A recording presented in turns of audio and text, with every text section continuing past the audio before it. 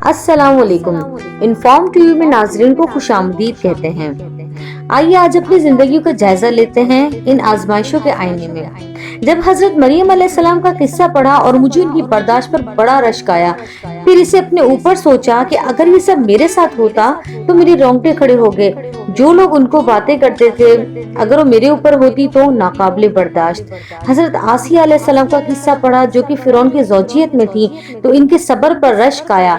اگر آج ہماری کسی بہن کا شوہر انہیں کچھ کہہ دے تو آسمان بول بول کر سر پر اٹھا لیتی ہیں۔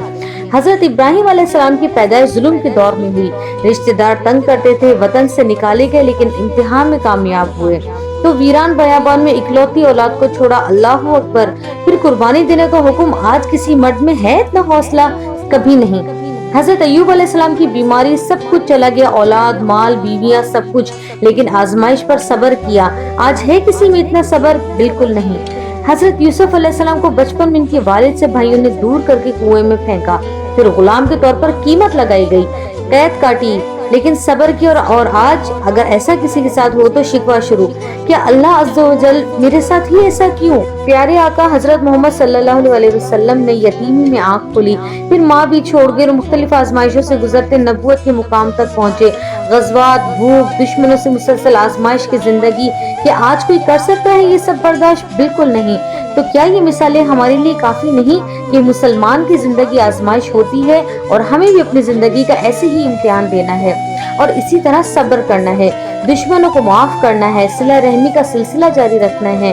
ہاں واقعی یہ زندگی گرم صحرا کی تپتی دھوپ کی مانند ہے اور ہمیں گرم ریت پر لیٹ کر، سینے پر بھاری بھرکم پتھر کا بوجھ اٹھا کر، کبھی کچھ اس سے بڑی آزمائشوں، سلگتے کوئلوں پر لیٹ کر، چمڑی جلا کر امتحان دیتے ہوئے بس احد احد احد پکارنا ہے۔ جنت ایسے ہی نہیں مل جانی، مومنوں کی سنت پر چلنا ہوگا، صبر کے ساتھ آزمائش پر پورا کرنا ہوگا۔